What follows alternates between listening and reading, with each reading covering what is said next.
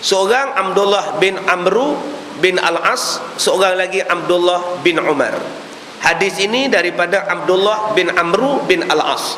Siapa dia Amru bin Al-As? Bapa dia ni.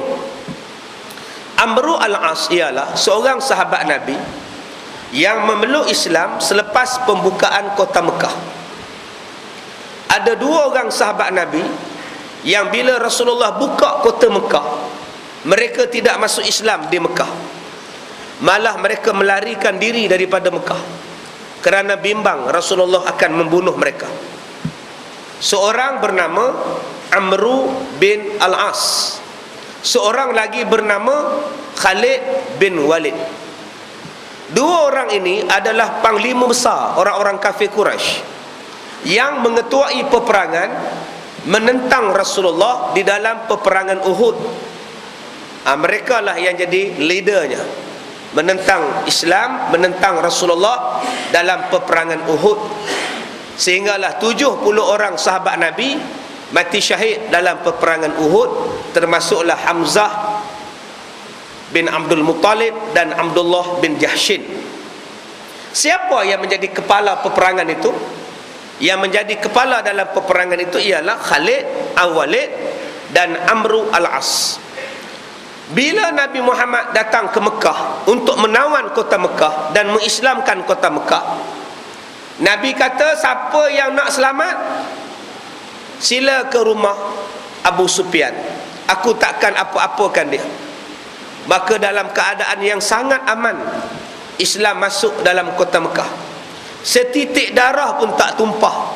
Islam tidak melakukan pembunuhan. Tetapi Amru dengan Khalid takut. Mereka bimbang Islam ni balas dendam, Rasulullah balas dendam.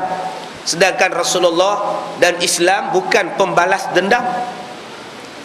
Bila Nabi balik ke Madinah, dua orang sahabat ini, Amru dengan Khalid, datang berjumpa di Madinah, memeluk Islam dengan Rasulullah.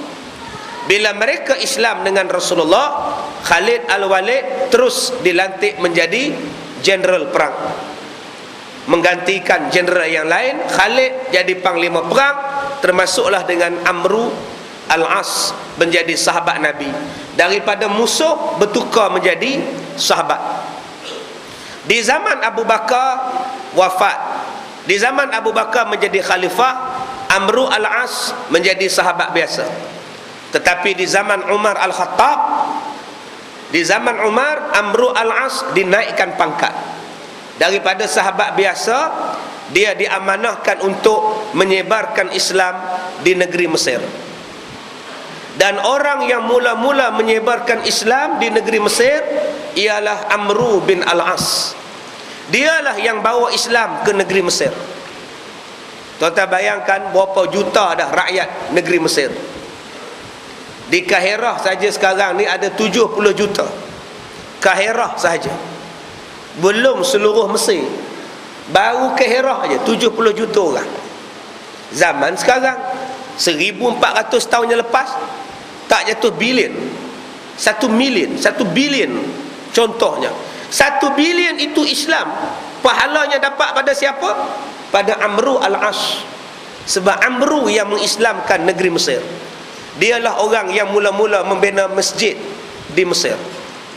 Besar pahala tuan-tuan. Begitu juga dengan Iraq. Orang yang mengislamkan Iraq ialah sahabat Nabi yang keenam memeluk Islam, iaitu Sa'ad bin Abi Waqqas. Sekarang umat Islam di Iraq ada berapa ratus juta. Sejak zaman Sa'ad bin Abi Waqqas membawa Islam, mungkin 1 billion. 1 billion pahala orang Islam dapat kepada Sa'ad bin Abi Waqqas. Masya Allah. Sebab tu tuan-tuan, kita kena cari jalan macam mana nak menambahkan pahala. Pahala tuan-tuan buat surau ni sampai ke mati, tuan-tuan dapat lagi pahala. Pahala tuan-tuan bagi kipas. Surau tuan-tuan ni sesuai dengan ekon. Kipas kilang ni tak sesuai, tuan-tuan panas. Tahun depan pasal ekon. Tuan-tuan ni boleh duduk sampai pukul 9, main pukul 9.30 panas. Siapa yang nak buat ekon? Sampai kiamat pahala berjalan. Kalau bilik tidur rumah kita ada aircon, kenapa surau tak boleh buat aircon? Sedangkan bilik tidur kita, rumah kita je. Tapi yang ini rumah Allah. Itu kalau buat aircon. Kalau buat tandas baru, untuk orang yang musafir macam saya ni, tuan-tuan tak apalah, nak terkencing berak, tuan-tuan balik rumah tuan-tuan. Macam saya nak terkencing berak, musafir, saya nak pergi ke mana? Ke mana saya nak pergi, tuan-tuan? Tuan-tuan rasa nak buang air, tak apa, tuan-tuan boleh balik rumah tuan-tuan dekat. Macam saya tetamu jauh, tuan-tuan, daripada Ipoh ni, sesak barak dah sampai sini. Mana agak-agak saya nak simpah, tuan-tuan? Ini yang kita sama-sama fikir. Kalau rumah aku cantik, kenapa untuk rumah Allah aku tak cantikkan? Kenapa kita tak hebatkan rumah Allah? Amru al-As ini, tuan-tuan, menjadi gubernur di negeri Mesir. Bila dia jadi gubernur di negeri Mesir, dialah orang yang membuang sifat-sifat syirik yang dibawa oleh orang-orang Mesir. Sungai Nil adalah sungai yang paling panjang dalam dunia, merentasi beberapa buah negara Afrika. Dan amalan orang Mesir ialah setiap tahun mesti ada perempuan yang akan dihumban dalam sungai Nil sebagai korban untuk sungai Nil. Macam kita dulu-dulu lah, mau bagi kepala orang, kalau nak buat jabatan, kepala budak-budak ni potong kepala. Budak-budak punya takut kena potong kepala. Bawah jabatan, jabatan pun tak runtuh. Orang dulu-dulu banyak cerita. Di Mesir benda tu ada. Humban anak dara dalam sungai Nil. Bila datang Islam, mana boleh bunuh orang, mana boleh kita campakkan budak orang perempuan dalam sungai. Tiba-tiba, tuan-tuan, takdir Allah, sungai Nil ni dia turun, air hampir kering. Petani-petani tak boleh buat kebun. Amru al-As dia berkata, kamu punya pasal. Kalau kamu campakkan perempuan, tambah air sungai ni, ini kamu punya pasal ni. Amru kata, dah, ini ujian Tuhan. Kata orang Mesir, tak adanya, tak ada maknanya, kata dia. Apa Amru buat? Amru menghantar surat kepada Umar Al-Khattab yang menjadi khalifah di Madinah. Bila sampai dekat Umar, Umar baca surat itu. Umar buat solat hajat. Kemudian Umar ambil sehelai surat dan Umar tulis ke hadapan sungai Nil, kalau kamu mengalir kerana Allah, alirkan sungai seperti biasa. Tapi kalau kamu ni ria sampai tak mau nak mengalirkan sungai, biar kamu kering sampai bila-bila pun tak apalah, tak usah keluarkan air pun tak apa. Dilipat surat, dibagi pada postman, hantar pada Amru, campakkan dalam sungai Nil. Amru dengan lafaz Bismillahirrahmanirrahim, dicampaknya surat Umar Al-Khattab kepada sungai Nil. Dalam satu malam sahaja sungai Nil meningkat airnya kepada 16 hasta. Satu malam 16 hasta naik. Biasa balik sungai Nil. Inilah dia, tuan-tuan, wali Allah. Tulis surat pada sungai pun sungai dengar cakap. Tuan-tuan, kalau sungai Semenyih kering, cuba hantar surat, agak-agak ada dah air keluar. Wallahu a'lam. Sayyidina Umar, tuan-tuan, berlaku gempa bumi di Madinah. Bila berlaku gempa bumi di Madinah, Sayyidina Umar tepuk bumi Madinah. Diam kamu bumi, diam gempa bumi, berhenti. Wali Allah. Tuan-tuan, cubalah tiru Sayyidina Umar. Agak-agak berlaku gempa bumi di belah-belah tuan-tuan ni, tepuklah tuan-tuan. Diam kamu bumi. Dengan tuan-tuan jatuh dalam tanah. Unit penyelamat duk cari sekarang dengan anjing pengesan, tak jumpa-jumpa lagi ni. Baik, balik kepada Amru al-As ni. Anak dia bernama Abdullah bin Amru bin al-As. dia mendengar Nabi SAW berkata, sesungguhnya Allah Ta'ala akan menulis kepada dua golongan, dipanggil sebagai syakiran, dua perkara yang sangat mulia, dipanggil sebagai syakiran sabiran, orang yang bersyukur dan orang yang sabar. Manusia yang paling tinggi darjatnya selain daripada manusia yang bertakwa ialah golongan yang dipanggil syakir, golongan yang sabar. Nabi-nabi ni golongan sabar. Kalau tuan-tuan diiktiraf oleh Allah sebagai golongan sabar, hebatlah tuan-tuan.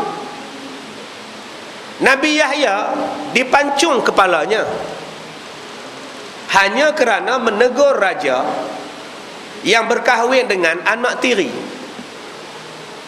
Raja ni kahwin dengan janda. Janda ni ada anak tiri. Bila kahwin, isteri dia mati, tinggal anak tiri perempuan. Dia mengorat anak tiri dia, anak tiri pun layan. Anak tiri kahwin dengan bapa tiri, kahwin jadi permaisuri lagi. Nabi Yahya datang. Nabi Yahya kata haram. Mana boleh anak tiri kahwin bapa tiri, haram. Isteri anak bapa tiri tadi, anak tiri ni nama apa? Nama dia Saloma. Sebab tu nama Saloma ni tak elok, tukarlah nama lain, Saloma. Akhirnya dia kata apa? Pancung je abang. Kekanda pancung je orang tua ni. Raja tadi pun pancung kepala Nabi Yahya. Dan kepala Nabi Yahya ini diletakkan di atas katil raja dan isteri dia yang tak boleh kahwin tadi. Diletakkan. Dan bila mereka berhubungan suami isteri, seolah-olah nak tunjuk pada Nabi Yahya, kamu boleh buat apa? Nak larang kami, laranglah. Kamu boleh buat apa? Kepala Nabi Yahya tu di atas katil mereka. Allah Ta'ala bagi tuan-tuan. Begitu juga dengan Nabi Zakaria alaihissalam. Nabi Zakaria nak dibunuh oleh umatnya. Bila nak dibunuh oleh umatnya, dia lari bersembunyi dalam pokok. Umat dia tahu Nabi Zakaria di situ. Digegajinya pokok itu. Bila digegaji pokok itu, Nabi Zakaria kata, aduh sakit, sakitnya. Datang Jibril, wahai Zakaria, bukankah kamu dah mengaku nak jadi orang sabar? Orang sabar mana boleh sebut sakit? Digegaji kepala Nabi Zakaria, dan Nabi Zakaria tak sebut pun aduh sakit, sakit, sebab dah janji dengan Allah nak jadi orang sabar. Masya Allah tuan-tuan. Jadi kalau kita nak dapat orang pengiktirafan yang tinggi-tinggi macam ini, kita tak boleh jadi Nabi. Tuan-tuan jangan jadi Nabi pula, kan kena tangkap. Cari jadi Nabi ke Hak Ahmad pula. Di Terengganu ayah bin ayah pan. Di tempat tuan-tuan ni ke Hak Ahmad, mengaku menjadi Nabi. Masya Allah. Ya heran ada pengikut pula. Tuan-tuan kalau jumpa Nabi palsu ni, ambil gelas ni. Kalau tuan-tuan jumpa Nabi palsu, ambil gelas. Saya ni datang daripada Ipoh ni. Kalau tuan-tuan bercakap, baik saya tak cakap.